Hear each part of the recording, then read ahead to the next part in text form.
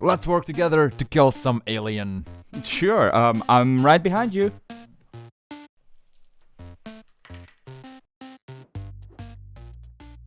This is the review for the board game Nemesis, the good and bad about it. After this review, you will know if this game is for you. We will answer 6 burning questions about this board game, but before we do that, Janis, what is this game all about? Nemesis is a semi-cooperative game for 2 to 4 players that takes around 2 to 3 hours to complete. Why is it semi-cooperative? No, it's fully cooperative. Did I say semi? No, we're all on the same team. I'm just gonna check this escape pod right here if it's in good condition, okay? In this game you are the crew of the Nemesis and you are just waking up from hibernation and see a dead body there. And actually the ship is infested with aliens, so it's all bad. Each crewmate or player gets 2 objective cards, which are their goal for the game. If you complete your objective card and, just a small thing, survive, then you might win the game. Some players might win, all players might win, no players might win. You never know. Wouldn't you want to be chased by these guys around the ship? Not at all. I don't understand. He means yes. To accomplish your objective, you will move around the ship, discover new rooms, certain events will happen, and obviously you will be making a lot of noise, which will attract the aliens. I don't have to tell you, but it's pretty bad for you, not the alien. Aliens are happy that you make the noise. So in your turn you pick up 5 cards and you can use any of your cards in 2 specific ways. One, with its special ability right here. To use them, you have to pay the cost. Or you can use each card as money. Otherwise, you can use the basic actions, which is just move, shoot, and stuff like that. Always paying 1 card for any actions that you do. And that's the main mechanism in this game. The problem with moving around the ship is that you will make noise. And whenever there is too much noise, aliens will attack you. It looks like this. You move around the ship, then you roll the dice and you see where you just made the noise. And whenever there's too much noise, as I said, there's gonna be aliens there. And if it's not clear until now, you don't want aliens there at all. When all players around the table have passed, you go to the baddie's turn. You mean event phase? It's called events phase, but it's actually when all the bad things happen. Time passes. Then the aliens attack if you are in the same room as the aliens. Then you draw from the event deck. 90% of the cards are pretty bad and 10% are even worse. When the event phase ends and you're still alive, then again, it's your turn and you do the same things over and over and over again until, the game ends. So the game ends at the end of the fifth. The game ends when either everyone's dead, or everyone has left the ship, or everyone's went to sleep, or the ship blows up. If you're still alive, you're gonna go and check if the ship blew up. You will check the engines. You will check if you're actually going to the destination you thought you're going, because if you don't have a specific objective, you'd want to go to Earth. Afterwards, if you are actually still alive, you check if you've fulfilled your objective. And then maybe you won. And if all that sounds tough, then it gets even tougher, because you also can get infected. Remember when we said that you should run away from the alien? It's because of this. Each time he attacks you, above getting injured and getting all kinds of penalties, you also get these contamination cards. At the end of the game, you will have to scan all of your contamination cards. And if one of them says infected, you might lose the game, even if you didn't up to this point. So it's really tough to win, so you have to work together with others to do that. But also you don't want to work together with others, because they might want to kill you. That's never good. But we're gonna talk a lot more about this game in this review, so let's just jump to the first question, which is... who would you buy it for? 3, 2, 1, let's go. Gamers that don't take it personally. Me. I would buy this for me, and I did.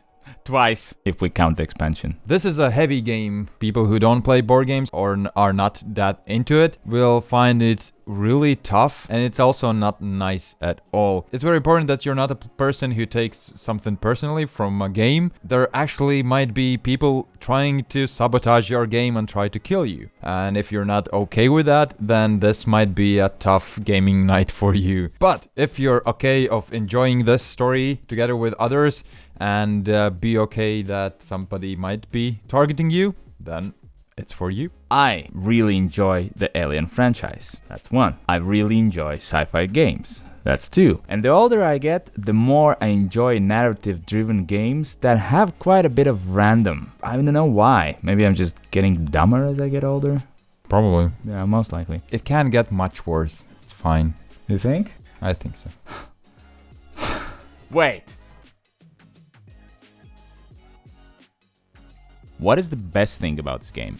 3, 2, 1. Here we go. I just kept it short because I think this describes everything I think and feel about this game. It's a thriller from A to Z. Everything that you do feels exciting and you might die at any point. Yes, you could die in 10 minutes, right? If you're really unlucky, you can die real quick. It really shows off the cinematic universe where it stands. Stop stealing. That's mine. I have cinematic. Feel. These monsters, these miniatures, also scanning the infections, it keeps you on the knife's edge all the time. Mention something about miniatures. Oh, you already did. Miniatures, scanner, cinematic field. What else? What else are you gonna steal? I've played around 6 times so far, and none of the games have been similar to the previous one. Not even close. It's a different game, yet it's the same game. You just have to try it to get it. Sci-fi horror movie in a box. What is the worst thing about this game? 3, 2, 1, boom.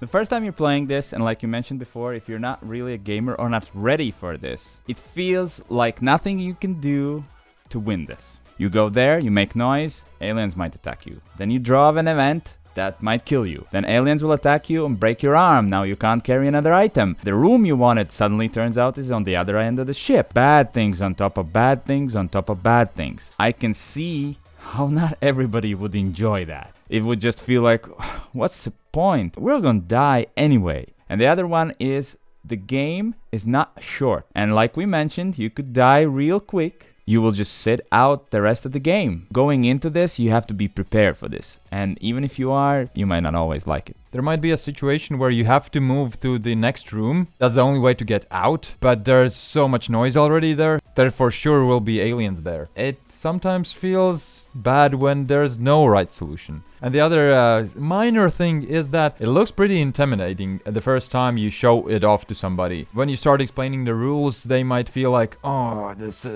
yeah, I'm not ready for this. Even though they have played Terraforming Mars or other heavy games, this might look really intimidating and scary. But it's not. It's absolutely not. There's just a lot of things, a lot of scary monsters, and it looks like a heavy game.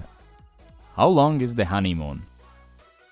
Yeah, I wrote down an infinite, but with an asterisk, because, to be honest, you're not gonna play it very often. You have to have at least 4, I think. Pretty big gamers, that's not gonna happen very, very often. I'm just warning you. But when you do, you will probably play this game for years. You can play it 20 times. And it's still gonna be fun. As Janis said, you're gonna have different games each time. It's a game you can replay again and again, but the problem is that you still won't play it too often. The honeymoon's still ongoing. I'm still excited to get to this table. I even haven't tried the expansions yet, because just the base game itself is so different every time that I haven't yet felt like, yeah, I've seen this before. Time to break out the expansions. No, it's still fresh. What's the best alternative? 3, 2, 1.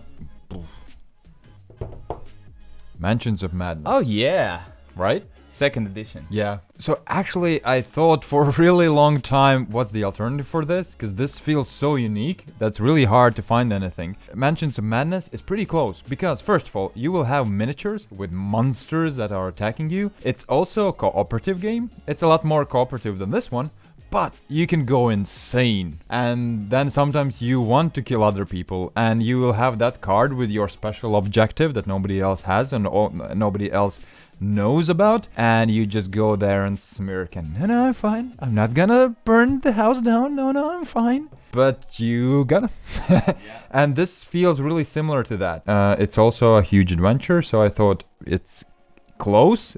Maybe not close enough, but it's the closest I could get to this. Well, mine's a pretty old game. It's called Panic Station. It's like a small card game / board games, fairly small box, where players are playing soldiers that are sent into area where they need to find the alien hive and destroy it. But in that game, each time you move your piece into an area where there's another player's piece, you just have to trade cards, which is a good thing because to destroy the hive, you have to have 3 fuel barrels or tanks or whatever, just basically 3 fuel cards. And that's the way you can get them. But at some point, somebody might get infected. Players who get infected, they can pass their infected card to somebody else, and then you become infected. And then you switch to the other team. So it's always like you're watching people trading cards, and like, you both fine? You're okay? Yeah.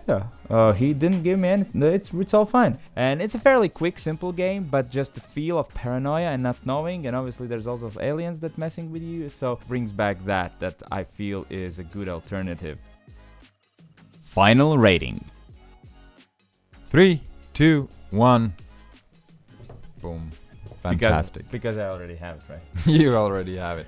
You can start, I guess. Yeah, well, they already know, so they probably we know can skip it's a must-have, and I have it, and I ordered Lockdown. This is one of those games where you take a chance on, and it's exactly what you thought it would be, and even more. So for me, this game is a must-have and a must-play every time someone would suggest it. Never would turn down a game, and I will probably try to get people to play this as much as I can. So it's a fantastic game. Exactly, I agree. It's a fantastic game. I would put it here because it is a niche game. You won't play it with everybody. A lot of people will hate getting eliminated in half of the game. That kind of sucks, but I absolutely love it. I love the emotions that you will get, and they are very, very unique. So I totally agree that for a lot of you, it will be a must-have game, just like Janis. But it's also not for everybody. So you have to understand, is it for you, is it not? And I hope this video will help you with that. I think that is it. So thank you for watching this video. Subscribe, like, share, and see you next time. Yeah, bye!